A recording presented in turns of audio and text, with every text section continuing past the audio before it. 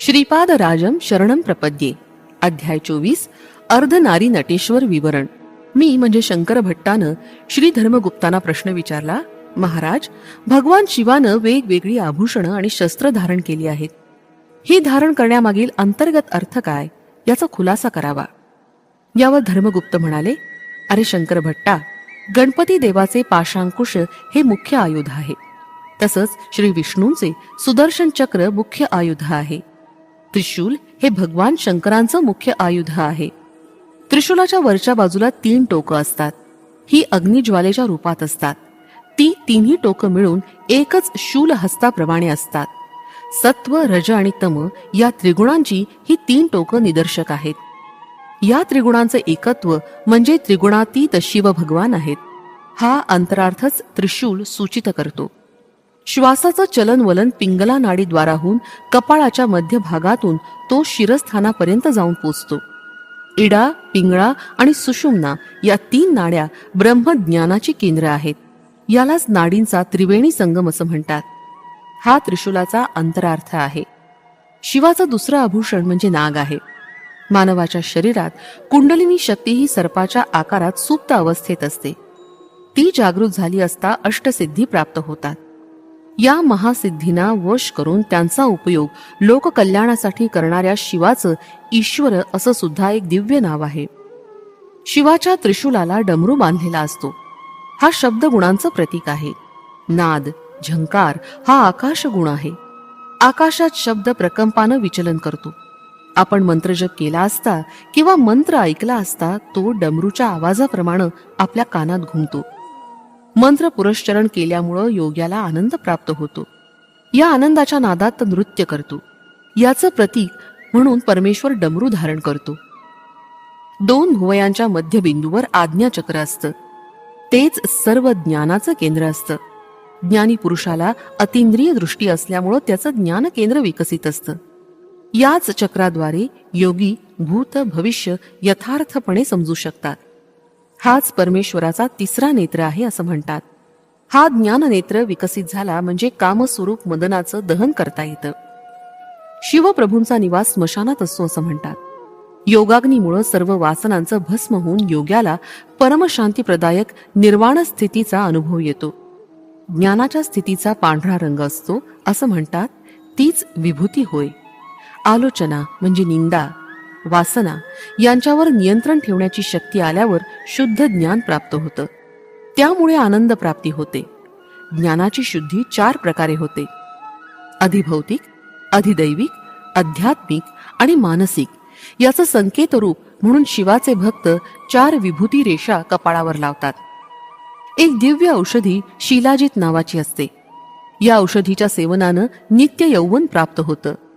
पूर्व काळात शिलादूड नावाचे एक महर्षी खड्याचा आहार करून निर्वाह करत असत. तेच नंदीश्वर रूपात अवतरित झाले. श्रीकृष्णाचा जन्म रोहिणी नक्षत्रात आणि वृषभ राशीत झाला. शिवांचं जन्म नक्षत्र आर्द्रा होतं. उमा महेश्वराच्या अर्धनारी नटेश्वर रूपाची राशी मिथुन होती. या राशीच्या अगोदर वृषभ राशी असते. हा वृषभ नंदीश्वरच आहे. नंदी हा धर्माचं प्रतीक आहे. निम्न जातीच्या कामरूपी मदनाला शिवानं दग्ध केलं होतं. परंतु शिवाच्या कृपेनंच तो निराकार रूप घेऊन उच्च प्रकृती असलेल्या दिव्य दाम्पत्य धर्माचं पालन करणाऱ्या दाम्पत्यास पुत्र रूपानं प्राप्त झाला.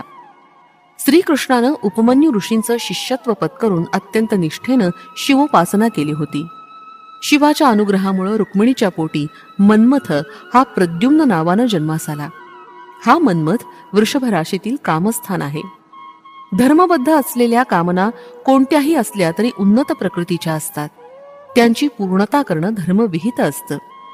भयंकर अशा तांत्रिक सिद्धी आणि शक्ती वाघाप्रमाणे प्रमादकारी असतात. त्यांना वश करून आपल्या ताब्यात ठेवणारे शिव भगवानच आहेत.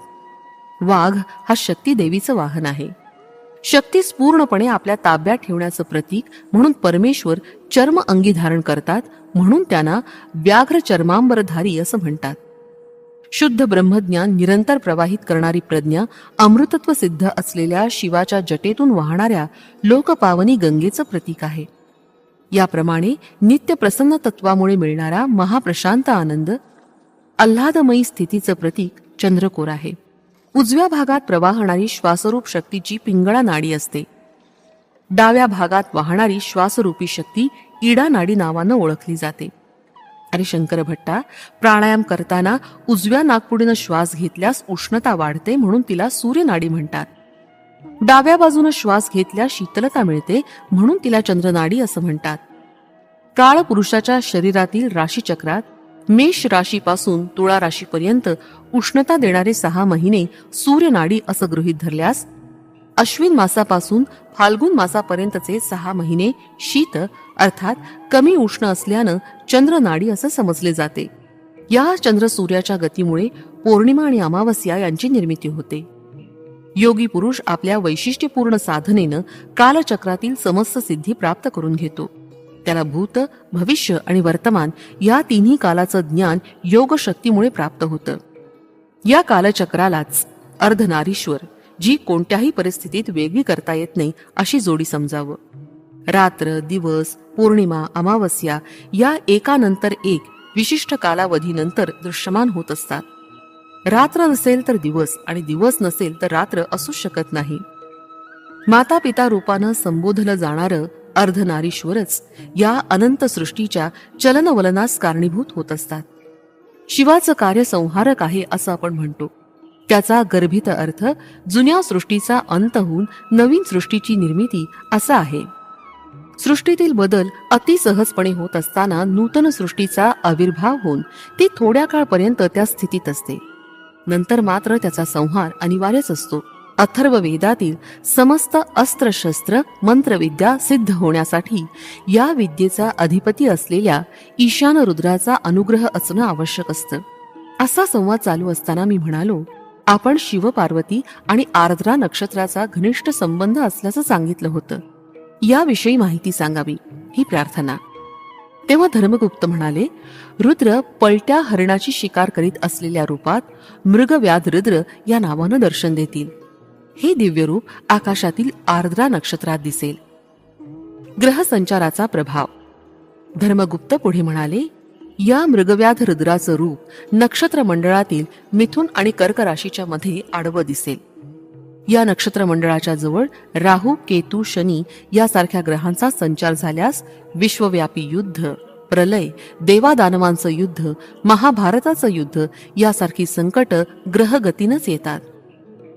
कालसंहार मूर्ती म्हणजे धनुष्यबाण धारण केलेल्या उग्र मूर्ती असलेल्या रुद्राचंच मन्यू देवता रूप असं वेदांनी वर्णन केलंय. धर्मगुप्त आपलं वक्तव्य चालू ठेवत म्हणाले, माघ मासातील अमावस्येच्या अगोदर येणाऱ्या चतुर्दशीला महाशिवरात्री असं म्हणतात. प्रत्येक महिन्यातील अमावस्येच्या पूर्वी येणाऱ्या चतुर्दशीला मास शिवरात्री असं म्हणतात. शनी प्रदोष समयी ईश्वर आराधनेचं फळ म्हणजेच शनिग्रह दोषांचं निवारण. महाशिवरात्र मंगळवारी आल्यास ती अत्यंत पुण्यकारक असते. शनिवारी त्रयोदशी आल्यास त्याला शनी प्रदोष म्हणतात. या शुभदिनी शिवार्चन करून शनिदेवास प्रिय असलेले तीळ दान करावे.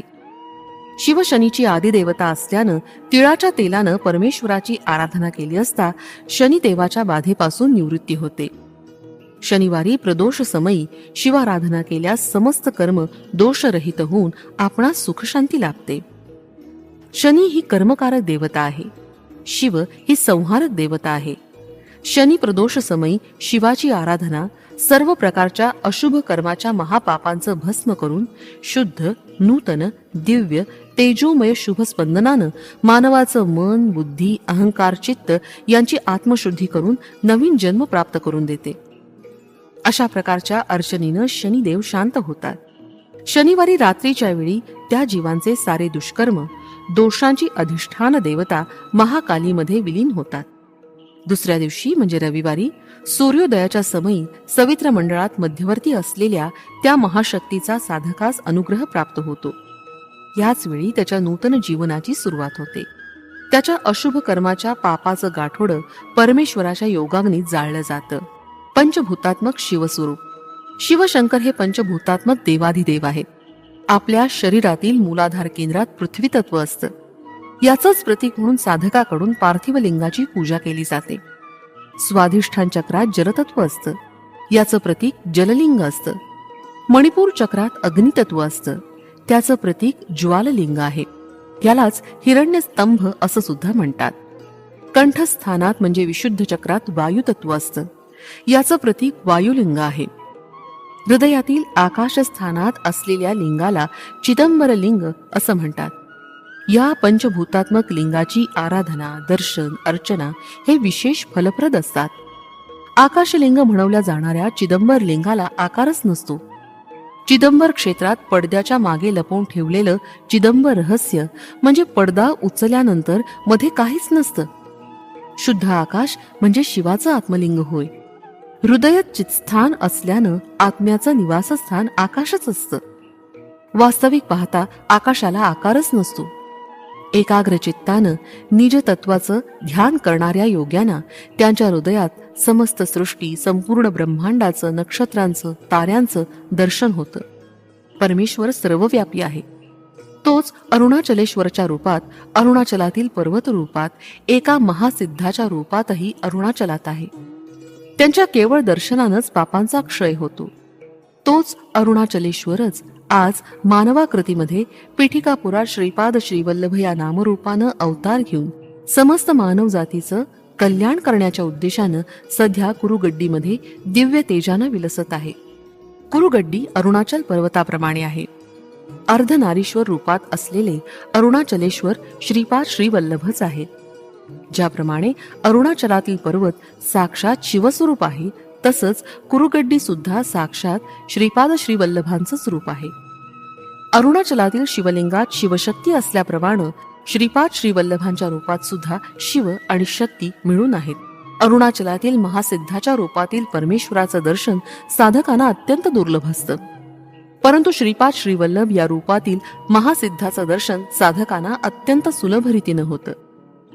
हे धर्मगुप्ताचं वक्तव्य ऐकून मी म्हणालो, महाराज, मी आत्तापर्यंत श्रीपाद प्रभू हे श्री पद्मावती देवी समवेत श्री व्यंकटेशाचं संयुक्त स्वरूप आहेत असं ऐकलं होतं.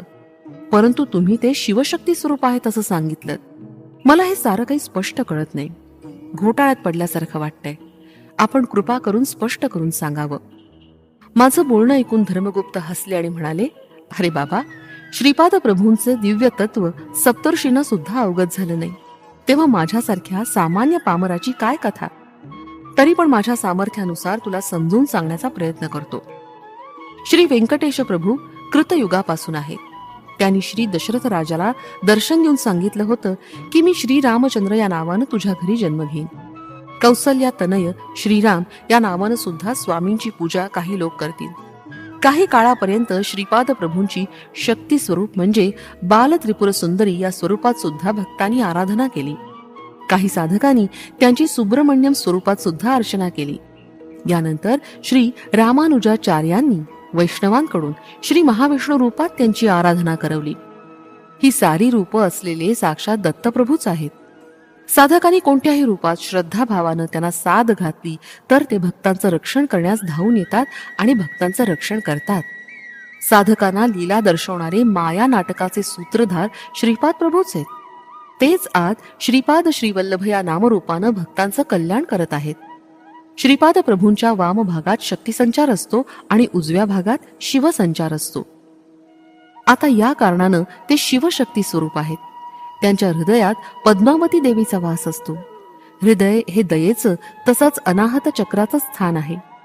तिथून शक्ती ऊर्ध्व चक्राकडे, त्याचप्रमाणे अधोचक्राकडे म्हणजे मूलाधार चक्राकडे प्रवाहित होते. या कारणानंच ते अजून एक दिव्य चैतन्यमय शरीरानं श्री पद्मावती आणि श्री व्यंकटेश्वर स्वामी रूपात आहेत. श्रीपाद प्रभू वाणी हिरण्यगर्भाचं सुद्धा स्वरूप आहेत. परा, पश्यती, मध्यमा आणि वैखरी स्वरूपी वाणी देवीचा त्यांच्या जिव्हेवर वास असतो. वाणी मातेचं दिव्य मानस आणि हिरण्यगर्भाचं दिव्य मानस हे अद्वैत स्थितीत असतं. वास्तविक पाहता चिदंबर रहस्य म्हणजे ते 3 प्रकारचे चैतन्य स्वरूप एकाच वेळी धारण करतात. त्यांच्या एका शरीराला दुसऱ्या शरीराचा कोणत्याही दृष्टीनं पाहिल्यास स्पर्श नसतो. ते वाणी हिरण्यगर्भाचं चैतन्य शरीर, शिव पार्वतीचं चैतन्य शरीर, पद्मावती व्यंकटेशाचं चैतन्य शरीर यांना एकाच वेळी धारण करून त्या सगळ्यांचे अतीत श्रीपाद श्रीवल्लभ असं आणखीन एक दिव्य चैतन्य शरीर धारण करतात. याचं वैशिष्ट्य असं की एका शरीराशी दुसऱ्या शरीराचा स्पर्श नसतो. हीच प्रभूंची योगमाया, वैष्णव विमाया आणि हेच त्यांचं चिदंबर रहस्य. श्रीपादांना द्वैत, विशिष्टाद्वैत, अद्वैत आणि या सर्वांचे अतीत असं म्हटलं तरी योग्यच होईल, कारण त्यांची योगमाया अगाध आहे. श्रीपाद श्री वल्लभांचा जय जयकार असो. फलश्रुती दाम्पत्य सुख.